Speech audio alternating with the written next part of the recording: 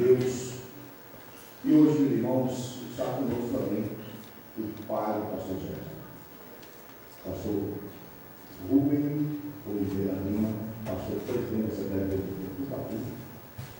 E ontem, um grande evento abençoado, o local, e também coloca e demais congregações que o pastor José está ministrando. Eu louvo a Deus pelo que esse pastor ele tem amizade. Amém. Eu me alegria estar do lado dele, porque a minha alegria é andar com um homem que aparenta um pouco mais do que eu, embora a minha idade, glória a Deus, a minha alegria, né? Não deu mais acabamento do que eu. Você quer tentar no céu, pastor? Mas, pastor, é um prazer muito grande. Período que nós andamos de carro, para vir para baixo, nós podemos falar sobre muita coisa, e como Deus tem sido bondoso, e como o Senhor Deus tem prosperado o vosso ministério, pastor. Vamos aqui para poder do Senhor. Amém? A igreja vai estar feliz com o nosso pastor Zé, o pastor Rubem Oliveira Lima. Como nós devemos saudá-los? Seja bem-vindo, Senhor Jesus. Glória a Deus. Vamos falar. São dois. Tira como só um. Só defeito. Glória a Deus. Tira um pouquinho de defeito para tirar o defeito. Glória a Deus. Amado, nós vamos entregar o pastor Rubem. E ele vai estar ministrando a palavra de Deus. Eu gostaria que você não conversasse com o seu vizinho. Eu gostaria que você olhasse e ficasse, prendesse a sua atenção em tudo que vai ser dito desse mundo. Porque como você vai ser um bom pregador se você primeiro não ser um bom ouvinte? Como você vai querer ministrar ou ensinar se você não é um bom receptor? Então convém que primeiro ouça bem, para que depois ensine bem. Então, se ligar aqui, e nós estamos aqui preparando vocês. Eu um dia aqui, irmão. Ele não consegue, pai. Não consegue. Não tem, irmãos. Ou que Deus me leve, ou que a minha. Está chegando o tempo. 50 anos nas costas, e nosso mãe amada está aqui, ele sabe o que eu estou falando. Né, mãe amada? Você aguentinha. É mais novo que eu, mas você é mais novo que eu. Mas olha, a terra foi a contigo. Brincadeira, eu vou levar a bênção. Glória a Deus. Vamos sair de pé? Vamos orar a Deus. Logo a oração. Nosso pastor Rubens Oliveira Lima, aqui estando a palavra de Deus. Pai querido, é no nome de Jesus Cristo, teu Filho amado, Senhor, que verbalizando mais uma vez, ó Pai, aquilo que está no nosso coração, os nossos agradecimentos, Senhor. Pela vida, Pai querido, pastor Zé Lima, Senhor, pastor Rubens Oliveira Lima, Pai, e viesse tão longe, Senhor Jesus, para abençoar esse campo missionário, Senhor. Eis aí a tua igreja, Senhor. Eis aí o teu povo, Senhor. Todos aqueles que chegaram, Senhor Deus, a esse arraial, Senhor. Deus, querido, que possa bradar no meio do teu povo, Senhor. E vendo a palavra do céu, meu Deus eterno, para os nossos corações, ó Pai. Usando teu filho, meu Deus querido, da mesma forma maneira que tu sempre tem honrado. Pai de amor e bondade, assim nós oramos. Em nome de Jesus Cristo, nós te agradecemos, Senhor. Amém. E aí, Jesus. Antes de pé, querido irmão, vamos receber o nosso novo pastor.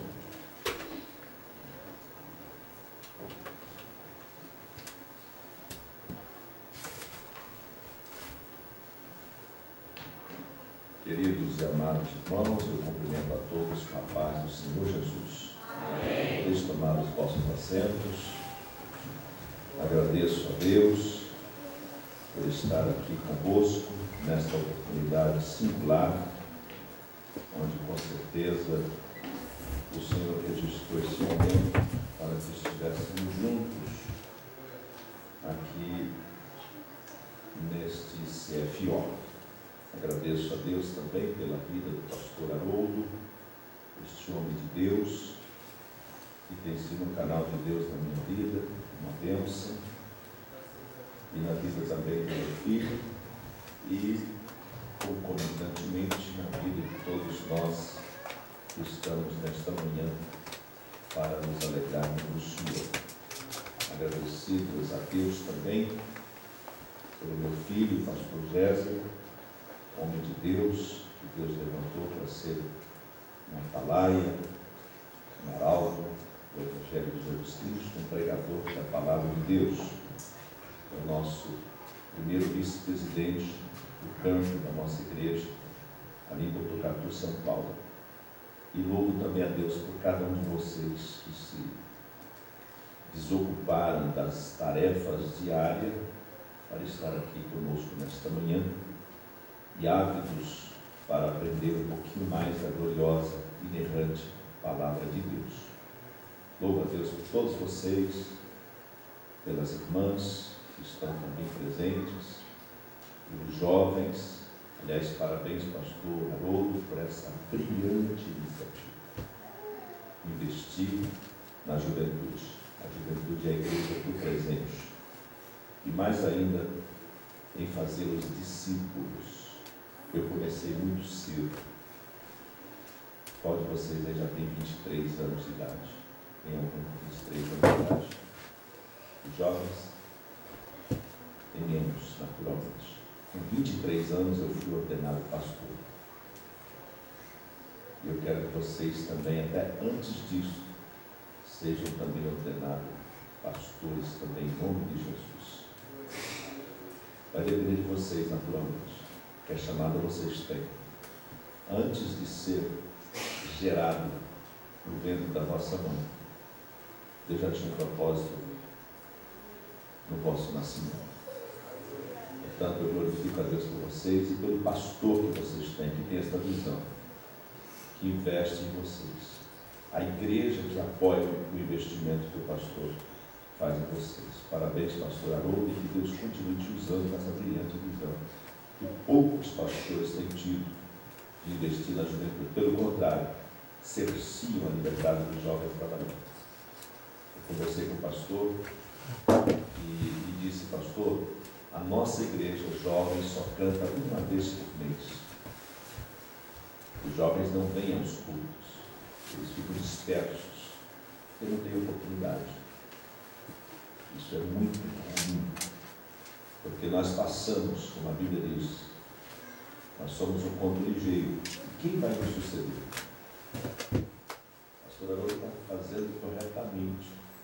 Chegando numa idade que ele tem que preparar discípulos. Porque quem vai sucedê-lo? Quem que vai dar continuidade à obra do Senhor? Tanto louvo a Deus por todos vocês, em nome de Jesus. Agradeço o carinho como tenho sido recebido aqui no Japão, pelo pastor Haroldo, pelo pastor Edivaldo. Tem que aprender a falar seu nome certinho. Né? O irmão, irmão Luiz, o peruano, né? Deus abençoe, irmão Luiz, cadê o senhor? Lá está. Deus te abençoe, querido. Nos recebeu com tanto carinho. Queridos, o pastor Haroldo já falou, nós estamos ali na cidade de Botucatu, é uma cidade pequena, no interior do estado de São Paulo, bem no centro do estado. Porém, o Senhor nos levou para lá quando nós voltamos dos Estados Unidos. Nós somos pastores também, missionários, fizemos a obra do Senhor Jesus na outra América, e o Senhor nos abençoou, nos convidando a retornar ao Brasil, e fui até taxado de louco, e quando se vai para os Estados Unidos, imagina-se, subentende-se, que esteja crescendo, progredindo ministerialmente. Menos verdade. A gente é obediente ao Senhor. Como o Senhor me chamou, eu disse ontem lá na igreja onde nós somos, eu aguardei a minha chamada 18 anos. Não me precipitei. E o Senhor, no momento certo, oportuno, me levou com a minha família e fizemos um trabalho para o Senhor ali na outra América. Quando fomos convidados a retornar, não hesitei. Alguém me taxou de louco. Você vai descer, você vai deixar os Estados Unidos para voltar ao terceiro mundo. Irmãos, nós somos servos de orelhas furadas. Quem é servo de orelha furada, onde o Senhor nos mandar, é o melhor lugar do mundo para estar.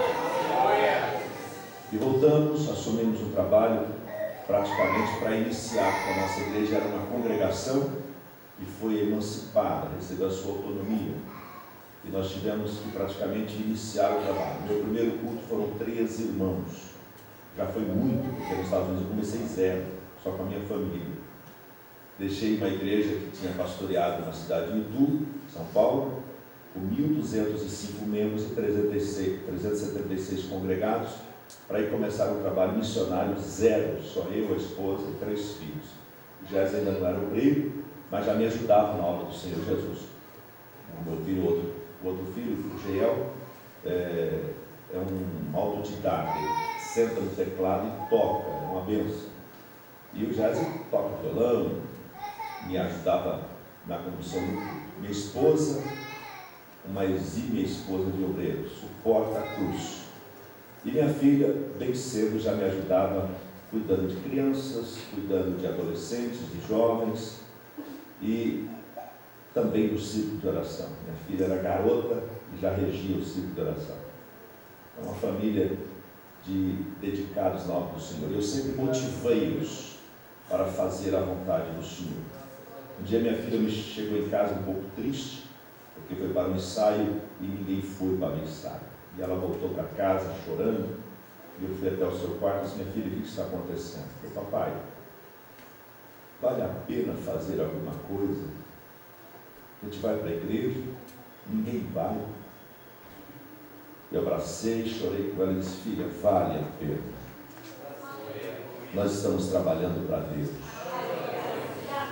Para Deus vale qualquer esforço, porque Deus merece. Então, todo o seu sacrifício tem um galardão. O apóstolo Paulo escreveu em 1 Coríntios que o vosso esforço tem uma recompensa. Ele não é vão no Senhor. Vale a pena, ainda que seja você e você.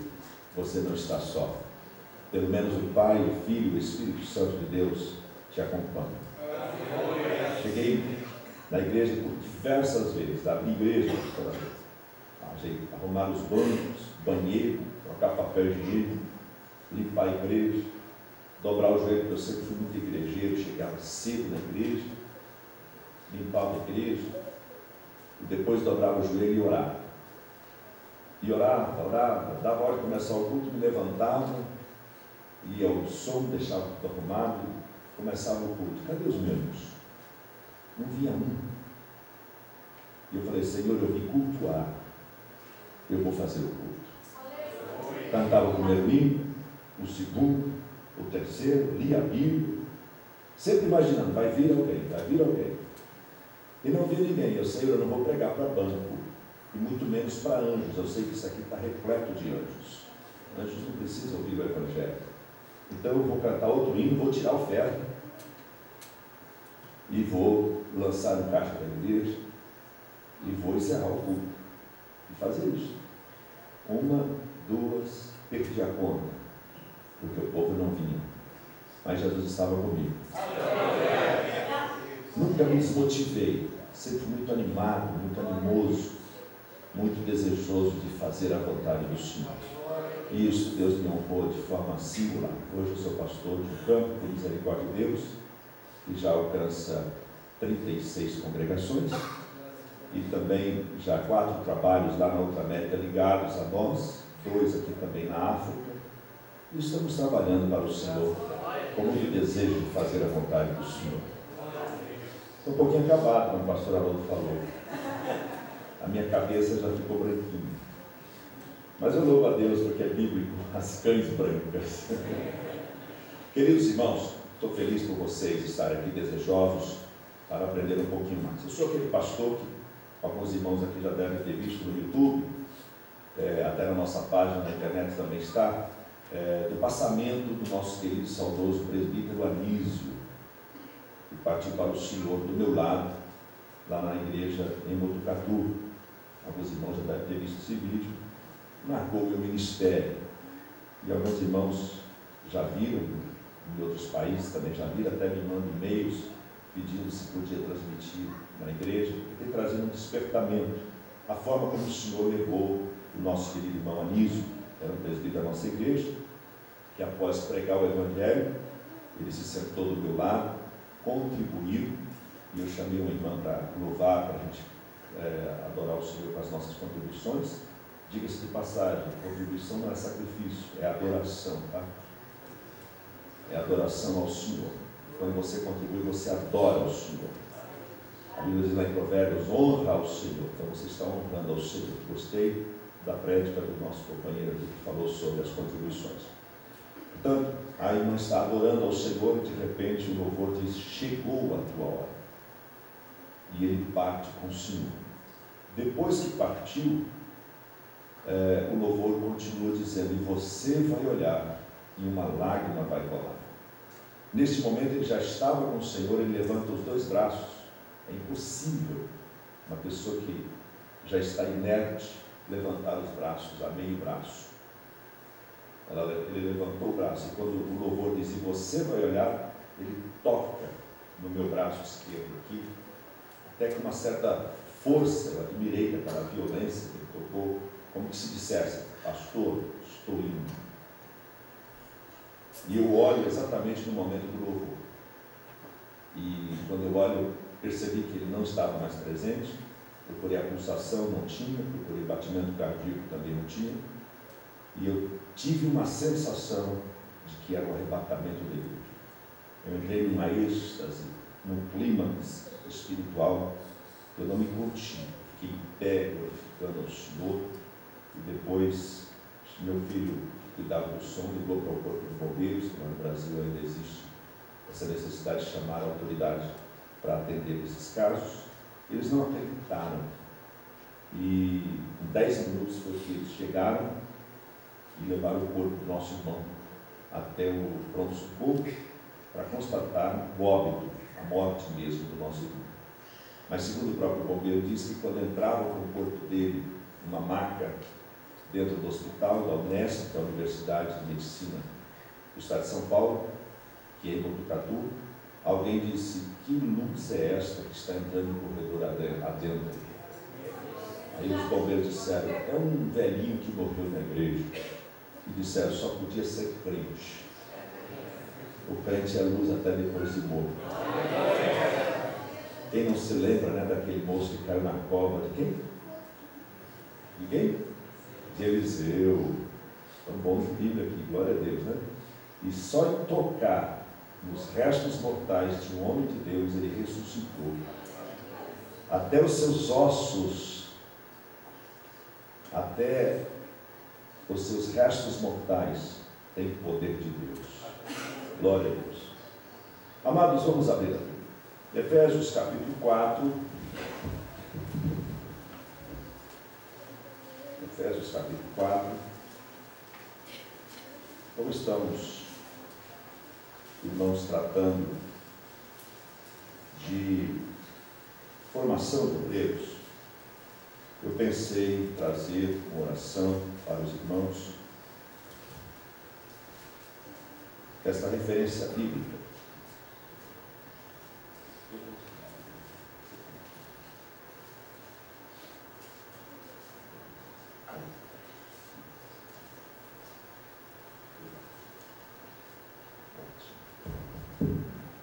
Efésios capítulo 4, 2 versículos apenas, versículos 11 e 12. Os irmãos que desejarem tomar apontamento, fiquem muito à vontade, porque talvez falaremos aqui algo que você ainda não conhece. Eu espero que a maioria já conheça, mas aquilo que o Senhor colocar em nosso coração, estaremos compartilhando com os irmãos. Efésios capítulo 4, versículos 11 e 12, lemos assim a gloriosa palavra de Deus.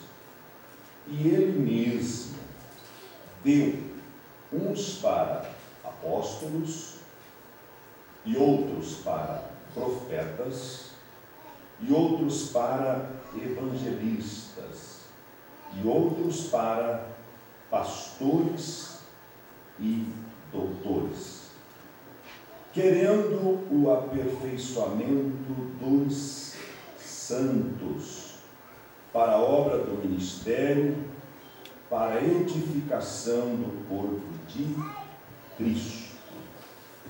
Amém. Glória a Deus. Somente esses 2 versículos para tomarmos de base no que nós compartilharemos com os amados irmãos. Aqui nós temos, irmãos, claramente, nesses 2 versículos, a ideia da nossa vocação. E a pergunta que não quer calar é: somos vocacionados? Há em nós vocação para o exercício da obra do Senhor, para o ofício da obra do Senhor? Esta é a grande pergunta que cala aos nossos corações. Eu sou um homem vocacionado?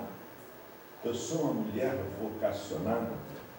Pois bem, a palavra vocação, para a gente ter uma noção, em suas definições, é esta: chamar.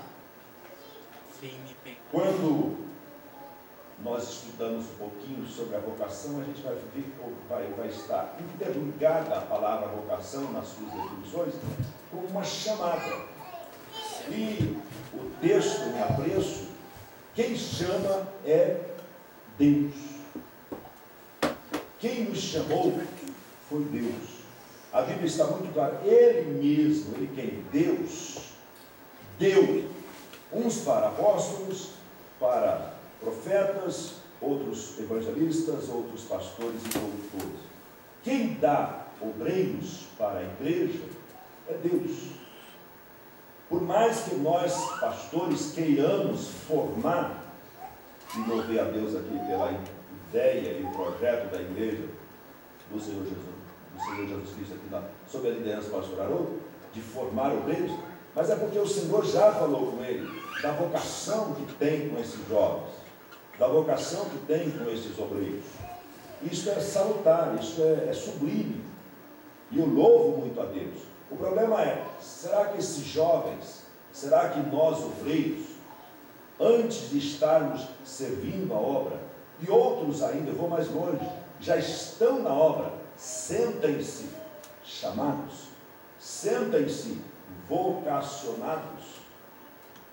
Já ouvi pastores até que estão exercendo o pastorado e não se definiram, não se sentem vocacionados, não se sentem chamados, porque nunca tiveram uma experiência com Deus.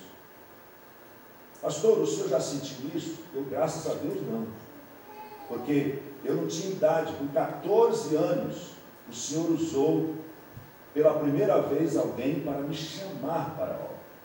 Eu não tinha dúvida.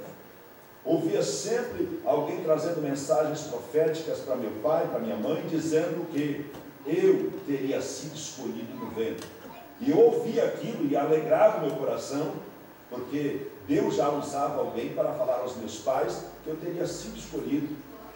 Antes mesmo da minha esposa ficar grávida, Deus já usava pessoas para dizer para mim e para minha esposa que os frutos do ventre da minha esposa seriam escolhidos e chamados e vocacionados por Deus. Então isso nos alegra.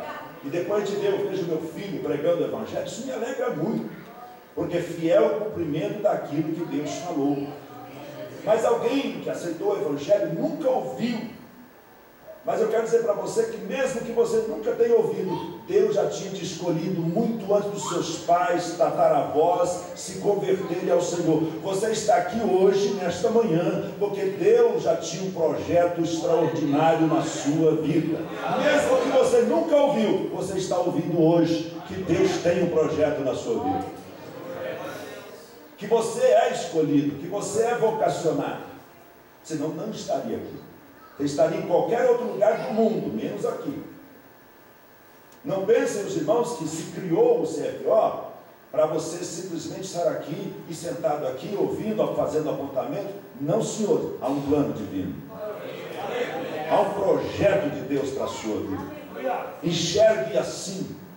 Visualize o que Deus tem para a sua vida, ainda que você não compreenda nesse momento. Porque o que o Senhor faz agora a gente não entende, vai entender depois.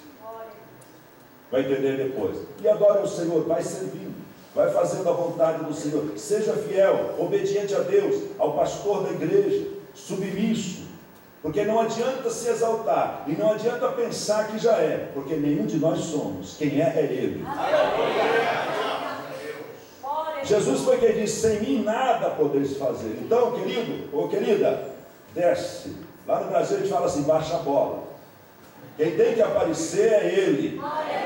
Quem tem que estar na frente aqui é Ele. Não pense que aqui é a gramática, não pense que aqui é a cultura, não pense que aqui é a formação teológica, a formação secular. De nada adianta. Paulo considerou isso como esterco. João disse: o que importa é que ele cresça e que eu diminua. Te coloca na brecha e deixa Deus aparecer na vida. Você é chamado, sim, Senhor. Você é chamada, sim, Senhor. Adore ao Senhor e sirva-o intensamente. Declare que você é escolhido pelo Senhor. O diabo tem que saber isso. Você fica se escondendo. Você fica negando, como Pedro, servindo ao Senhor de longe. Não, vem servir ao Senhor de perto. Não fica atrás de fogueira, não fica negando ao Senhor para uma criada, não. Venha declarar: eu sou escolhido, eu sou chamado, eu estou aqui para fazer a diferença.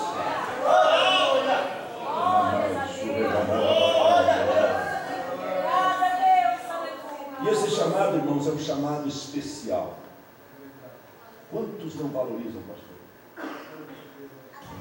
Quantos não valorizam a sublimidade de um chamado divino?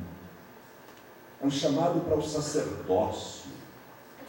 Nós sabemos que secularmente, em sacerdócio, você pode ser um professor, você pode ser um mestre na universidade, um PhD, você pode, é um sacerdócio, da linguagem culta, da linguagem secular.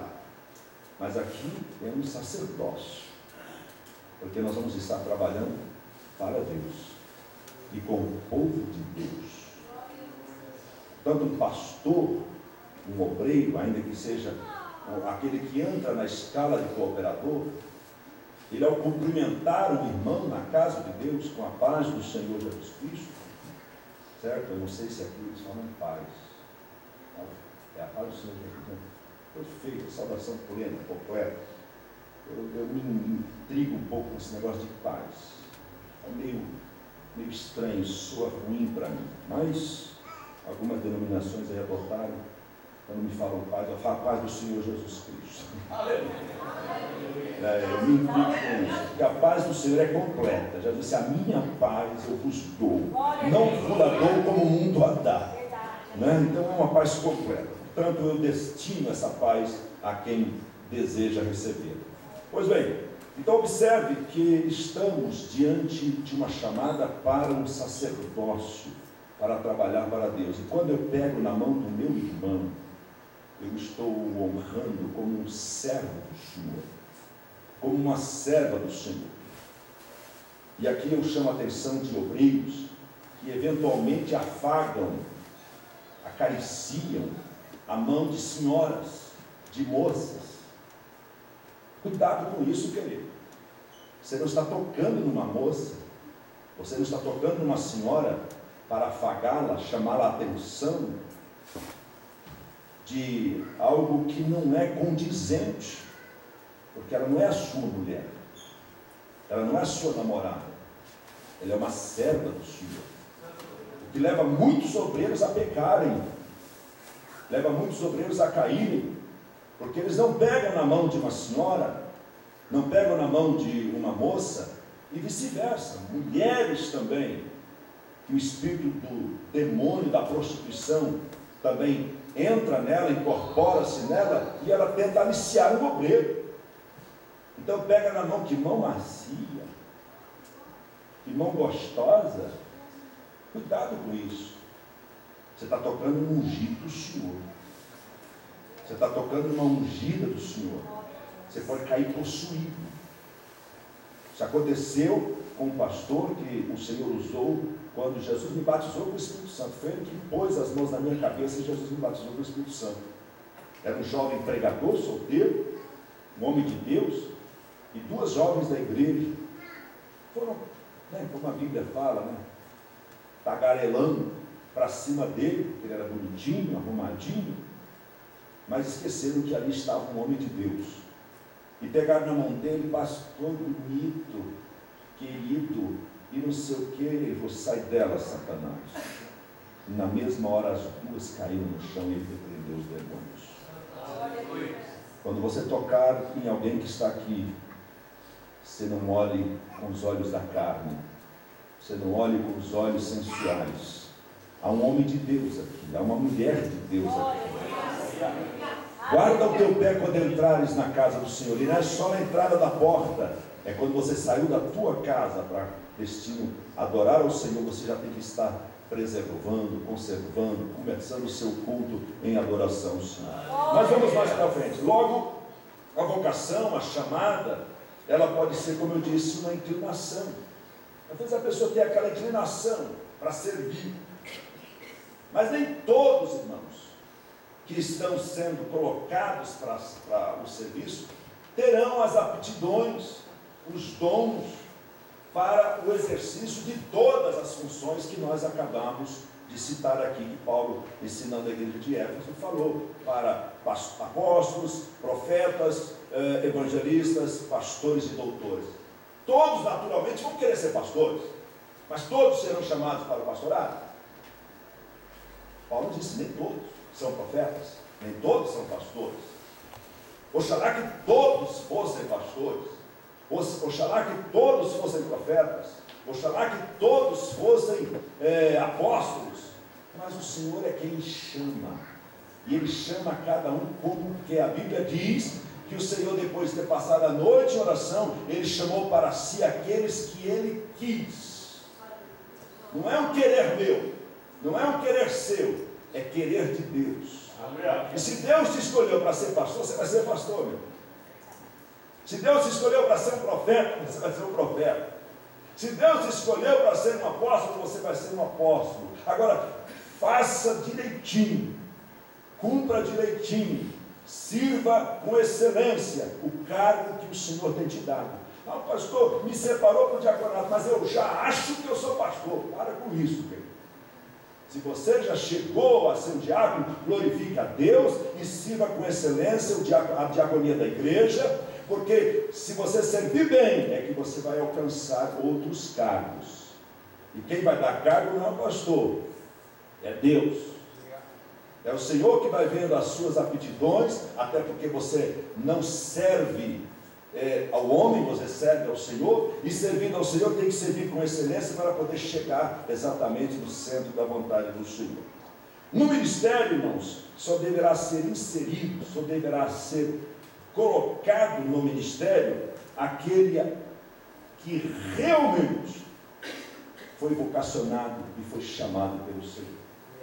Nós hoje sofremos muito no Brasil, não sei aqui no Japão, nós sofremos muito, porque infelizmente, pastor Haroldo, tem chego ao ministério pessoas apadrinhadas, pessoas que a gente gosta, pessoas que eventualmente têm um dízimo bom, pessoas empresárias, pessoas de um certo nível intelectual maior do que os demais. Então esses chegam ao ministério, não aquele que realmente foi chamado pelo Senhor. E aí está o perigo. Aí está o perigo. Nós temos sofrido invasões de campo, temos sofrido divisões de igreja, temos sofrido cisões, dissensões dentro da igreja, por conta de pessoas que chegaram ao ministério sem realmente ter sido chamado, vocacionado pelo Senhor. A melhor ilustração que eu encontro, irmãos, para poder dar aqui aos irmãos o que verdadeiramente nós encontramos nesses dons eclesiásticos, a melhor ilustração que eu encontro aqui é a mão. A gente vai encontrar aqui esses dons aqui na mão. Você abrir a sua mão, assim, por exemplo, a sua mão esquerda, certo? Você vai ver aqui o apóstolo, você vai ver aqui o profeta, você vai ver aqui o evangelista, você vai ver aqui o pastor, e aqui você vai ver os doutores e mestres. Você nunca vai esquecer mais dessa ilustração, certo? Você vai entender exatamente aqui. Veja que nós temos aqui o dedo polegar, que representa aqui os apóstolos. Temos aqui o dedo indicador, esse que a gente aponta, né? O dedo indicador, que representa os profetas. Daqui a pouco eu vou dar a definição de cada um. Esse maiorzão aqui da mão da gente, né, são os evangelistas. Depois eu vou explicar.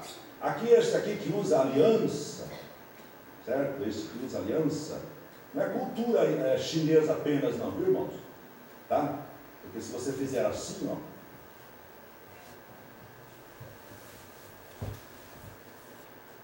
você vai conseguir abrir os outros dedos, mas o dedo do casamento você não abre.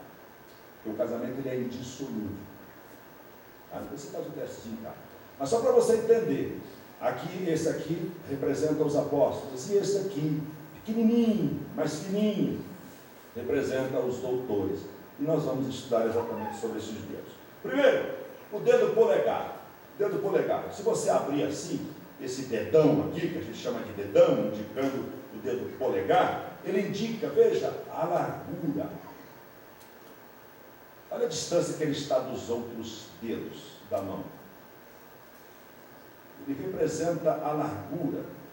Certo? Se você abrir aqui a mão, você vai ver a largura. Que significa as doutrinas apostólicas. Ela é ampla. Vamos ver isso na Bíblia? Efésios 2 e 20.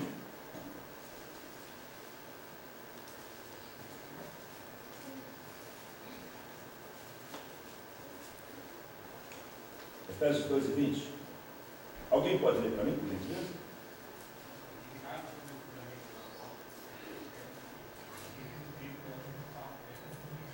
Edificado sobre o fundamento, as doutrinas, o fundamento dos apóstolos. Olha porque ele é largo, porque as doutrinas, irmãos, elas são amplas, e Deus capacitou os apóstolos, e depois eu falarei um pouco mais sobre os apóstolos, para que eles tenham a capacidade de ampliar as sãs doutrinas da gloriosa palavra de Deus. É dever deles, cabe a eles essa gloriosa tarefa. Mas vamos mais para o que Paulo ensina para a gente em 1 Coríntios capítulo 3. 1 Coríntios capítulo 3. Vamos ver o que Paulo apóstolo nos ensina sobre esta doutrina apostólica. 3, versículo 11. Leia aí para mim, por gentileza. Porque ninguém pode pôr outro fundamento além do que já está posto, o qual é Jesus Cristo. E se você ver o contexto, quem está dizendo isso foi o apóstolo Paulo.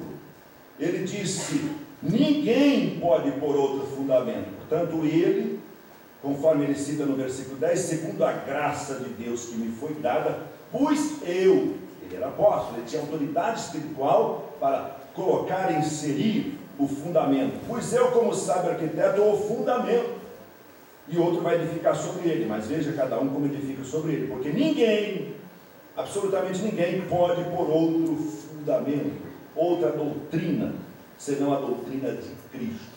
Paulo trouxe a doutrina de Cristo para a igreja. Mas vamos mais para frente. Mateus, o evangelista Mateus, no capítulo 16, você que gosta de Bíblia, vai marcando aí. Mateus capítulo 16 e o versículo 18. Bonito ouvir as páginas das Bíblias, o povo é amante da Bíblia mesmo.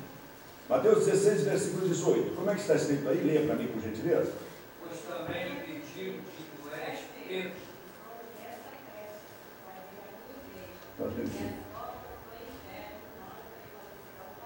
Pronto, Jesus aqui, o fundamento, está dizendo que ele colocou, irmãos, o fundamento, a pedra que ele, Jesus, edificou, dizendo a minha igreja. Portanto, ninguém pode destruir isso que foi dado pelo Senhor Jesus Cristo. Gálatas capítulo 1, vou adiantar um pouquinho aqui. Gálatas capítulo 1 e o versículo 7. Gálatas, depois de 2 aos Coríntios, né? Vocês aqui conhecem bem a Bíblia. Gálatas capítulo 1 e versículo 7. Leia para mim, querido irmão, querida irmã.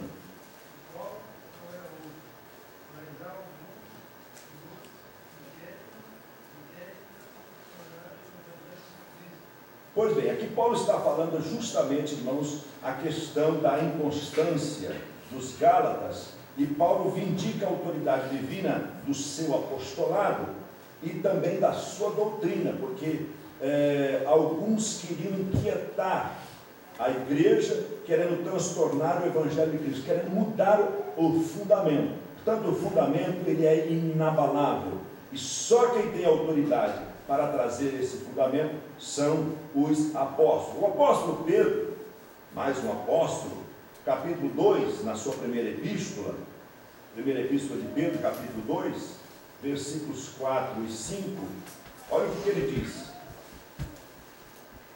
1 Pedro 2, 4 e 5.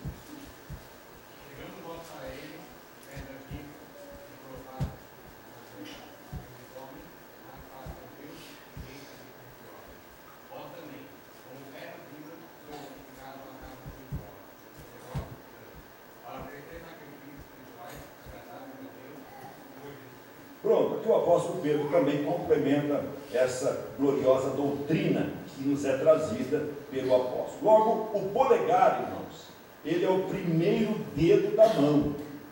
O dedinho aqui, que a gente chama lá no Brasil de dedo mindinho, né? Ele não é o primeiro dedo da mão. O primeiro dedo da mão é o polegar. Portanto, note aqui que com os apóstolos é que se começou a missão espiritual da igreja. O Senhor Jesus chamou primeiramente os apóstolos. Vamos ver isso na Bíblia? Mateus capítulo 10, muito conhecido também dos amantes e leitores da Bíblia. Mateus capítulo 10, nós estamos formando obreiros e essa formação tem que começar mesmo da base, né? Mateus 10, olha, do primeiro versículo ao versículo 5,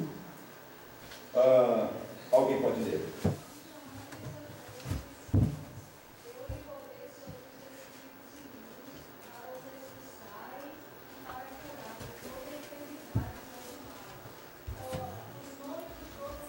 Um minutinho. Os nomes dos 12 apóstolos são esses. Vamos lá.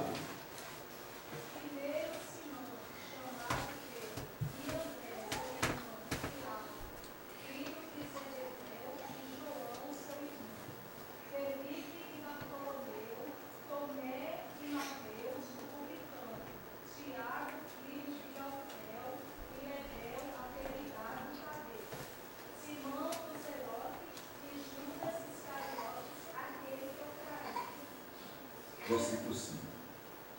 Jesus enviou estes 12 e dizendo: não ireis pelo caminho das gentes, nem entrareis em cidade nem Samaritana. Amém. Pronto, até aqui só para a gente entender que quem chamou os apóstolos foi Deus, foi o Senhor Jesus Cristo, e deu o nome, inclusive, desses 12 apóstolos. Ele identificou quem eram aqueles que seriam apóstolos, primeiro chamados como discípulos, e agora o Senhor deu a eles o apostolado, para que eles pudessem desenvolver, irmãos, a missão espiritual da igreja, iniciando por eles. Logo, o polegar, irmãos, é o dedo mais forte da mão. Se você observar, é o dedo que pega tudo.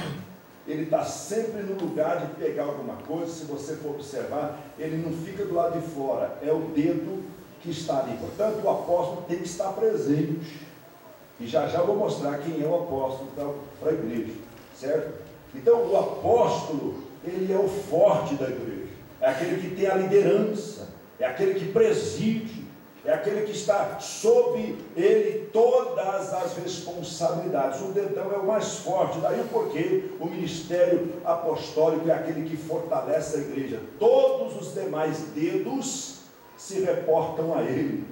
Se você fizer isso, você vai observar, todos os demais dedos se reportam a ele. É o dedo que toca em todos, é o apóstolo que exercita todos os dons na igreja, é o apóstolo que coordena todos os trabalhos da igreja. No caso da igreja do Senhor Jesus aqui nesta manhã, neste campo ministerial, quem seria o apóstolo?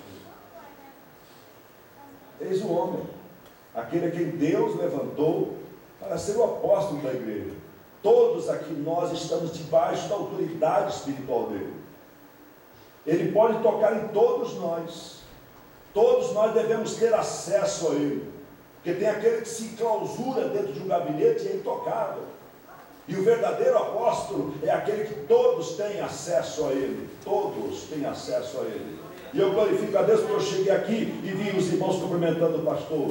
Ele não é aquele que sai de lado, sai de fininho, entra por trás, entra pelos corredores. Já estive, irmãos, em igrejas, que o pastor é um intocável. Ninguém tem acesso a ele. Que apóstolo é esse? Não é um apóstolo, é um déspota, é um tirano. Mas eu louvo a Deus pela vida do pastor Haroldo. Deus te consegue, pastor Haroldo. Glória ao nome do Senhor. Pastor, e o dedo indicador? Esse aqui também é muito interessante. O dedo indicador, irmãos, ele representa os profetas. O profeta, ele dá de dedo, né? Ele dá de dedo. Ele chega, tu homem, né? Assim diz o Senhor para ti. É o profeta. Tem profeta aqui hoje? Né? Aquele que dá de dedo. Pois bem, muito bem, nós vamos estudar um pouquinho. No Novo Testamento, o profeta, ele tem a mesma missão do Antigo Testamento. Ele era um vidente, ele era o arauto, aquele que trazia a mensagem de Deus para o povo. No Novo Testamento, nós não temos em evidência o ministério apostólico, que é bíblico. A lei e os profetas duraram até João. Mas Deus ainda usa profeta na igreja? Usa. E eu creio nas profecias, porque Deus é soberano. Se Ele quiser usar alguém aqui nesta manhã e falar conosco, estamos aqui. Fala, Senhor, porque o teu servo ouve. Não posso impedir a voz do Senhor. Mas veja bem que no Novo Testamento o ministério profético era para auxiliar. Estava ali conjuntamente para subsidiar a liderança apostólica. Vamos ver isso na Bíblia? Efésios capítulo 2, 20, nós até lemos, mas só para a gente fixar o que exatamente estamos afirmando aqui. Efésios capítulo 2, vai comigo lá por gentileza. Pastor, se eu não conseguir concluir, eu volto outra vez, tá? Vocês vão ter que me suportar aqui. Tem que voltar. Efésios 2 e 20. Vamos ler lá novamente. Edificados sobre o fundamento dos apóstolos e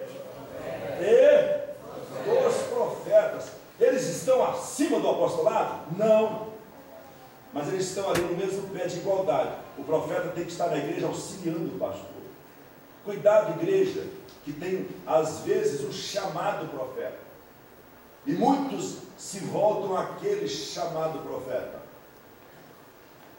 Ah, mas o profeta fulano de tal, o irmão fulano de tal, a irmã fulano de tal, e acaba sendo inclusive uma idolatria na igreja. Eu conheço igrejas que tem pessoas que foram usadas por Deus e as pessoas idolatraram, começaram, irmão sentado do ladinho, só para ver se Deus tem uma palavrinha para mim aqui.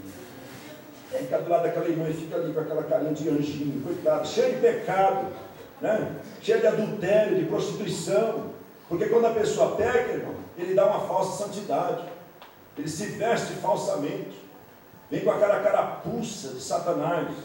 Então é preciso se levantar o verdadeiro profeta de Deus e dar de dedo, dizendo: põe em ordem a tua casa, bendito seja o nome do Senhor.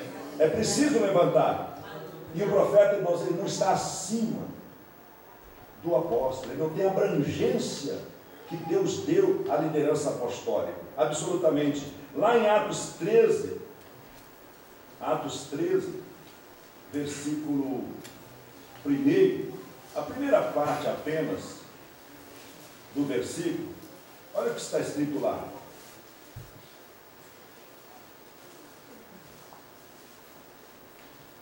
Na igreja que estava em Antioquia havia alguns, olha, não é só um, hein? Igreja, cuidado, que às vezes a gente idolatra um irmão porque Deus usou uma vez, e a gente acha que aquele irmão é profeta. Irmão, nós todos somos servos do Senhor, com aptidão plena para o Senhor nos usar. Esteja no centro da vontade de Deus, porque se Deus precisar de falar conosco, Ele não precisa procurar assim: cadê o profeta? Ele não veio? Cadê aquela? Não, Deus não precisa disso. Deus pode olhar para a igreja e usar quaisquer um de nós, porque não estamos no ministério profético. No ministério profético o Senhor levantou Isaías, o Senhor levantou outros profetas, mas estamos hoje na dispensação da graça, em que todos somos vasos, todos podemos está no centro da vontade do Senhor para Ele nos usar. Deus usa até criança. Deus usa adolescente, Deus usa moça, Deus usa rapaz, Deus usa obreiro, Deus usa pastor, Deus usa o presidente. E Deus usa a sua palavra. Bendito seja o nome do Senhor. Portanto, como indicador, irmãos, nós apontamos, né? O dedão assim, indicador, ele aponta. Assim é o ministério profético. É aquele que aponta. A missão dele é dar a direção para a igreja. Porém, ele permanece juntamente com o apóstolo na área do ensino, dando aquela cobertura espiritual, não sendo a estrela da igreja. Porque a estrela da igreja, irmãos, é a brilhante estrela da manhã. É Cristo Jesus e ninguém mais.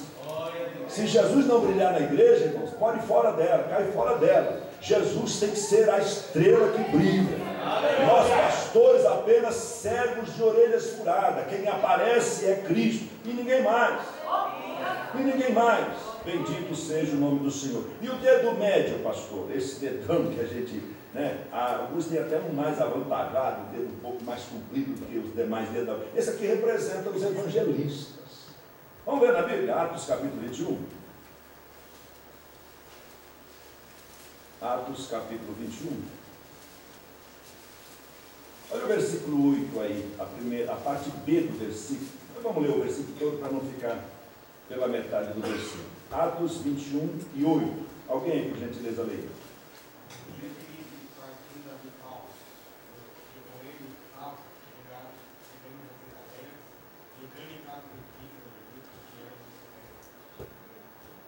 Olha aí, no dia seguinte, partindo dali, Paulo e nós, que com ele estávamos, chegamos a Cesareia, uma cidade lá em Filipos.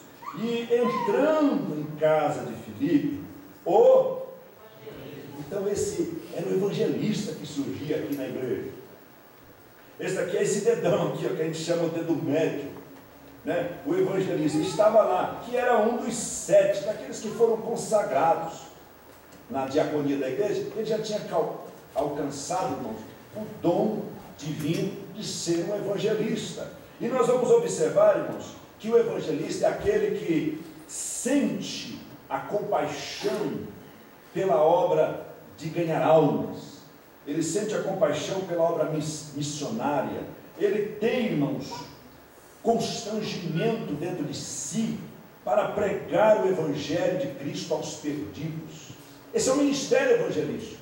Hoje nós temos como um cargo eclesiástico, mas nem todos esses que exercem o cargo eclesiástico como evangelista têm essa chamada. Não arde em seu coração, não arde em seu peito o desejo de proclamar o evangelho, de alcançar os perdidos, de encontrar aquela mulher prostituta, aquele embriagado, aquele que está nas drogas, e falar de Cristo para ele. Infelizmente, esse ministério está sendo escasso nas igrejas. Ninguém tem procurado mais fazer esse trabalho. Infelizmente, as pessoas estão vivendo, queridos irmãos, simplesmente com a síndrome de querer ser pastor, de querer ser apóstolo, e evangelista está em falta. Se eu pudesse, eu colocava uma faixa bem grande lá na nossa igreja: precisa-se de evangelistas. Até os departamentos de evangelismo têm se extinguido das igrejas. Ninguém mais faz evangelismo. E nós temos hoje, irmãos, ferramentas, a internet, rede social, que é fácil de se fazer evangelismo. Os telefones, eu não sei aqui no Brasil, aqui no Japão, mas no Brasil nós temos planos de mensagens pelo celular, gratuito. Você paga um plano lá, você pode mandar milhares de mensagens, infinitamente. E por que não usar essa ferramenta? Onde estão os evangelistas? Aqueles que sentem amor, compaixão pelas almas. Aquele samaritano que, ao ver aquele que foi